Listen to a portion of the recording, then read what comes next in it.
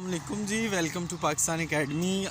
मैंने जो आपके क्वेश्चंस होते हैं ना चैनल पे, specially with respect to banking के हवाले से, तो एक क्वेश्चन कमेंट्स में आया हुआ था कि जी एज लिमिट कितनी होनी चाहिए एक बंदे की बैंक में जाने के लिए। तो इसमें मैं आपको बता दूं 3 कैटेगरीज़ हैं। एक कैटेगरी ये है कि जो नॉर्मली कैशियर्स या टेलर्स लिए जाते हैं ना, उनकी जो एज लिमिट ली जाती है वो 25 से ज़्यादा का नहीं लेते कैशियर। ठीक हो गया।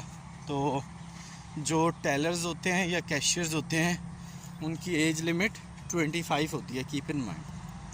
साथ साथ यार वॉक कर रहा हूँ तो अच्छा। और दूसरी बात ये है कि जो MTOs या RBOs लिए जाते हैं ना, उनकी एज लिमिट होती है 28, 27 भी होती है, बाज़ जगहों पे 28 भी होती है, 27-28 होती है। ठीक हो गया। अब जो तीसरा तरीका है वो है रिलेशनशिप मैनेजर। तो सेल्स के लोगों में नॉर्मली एज लिमिट नहीं देखते, सेल्स के लोगों में एज लिमिट को नहीं देखा जाता। तो आप इस चीज़ को ज़रा ज़हन में रखिएगा और इसके अकॉर्डिंग आप इसको देख लेते हैं। तो आपके सवाल का आपको जवाब मिल गया कि एज लिमिट बैंकिंग सेक्टर में नॉर्मली क्या होती है।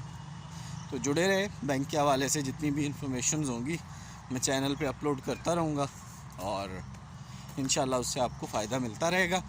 कोई भी आपको इंफॉर्मेशन चाहिए हो तो कमेंट्स में आप लिख दीजिएगा, इंशाल्लाह मैं उस पर भी वीडियो आपको बना दूँगा। Thanks for watching. अल्लाह हाफ़िज़।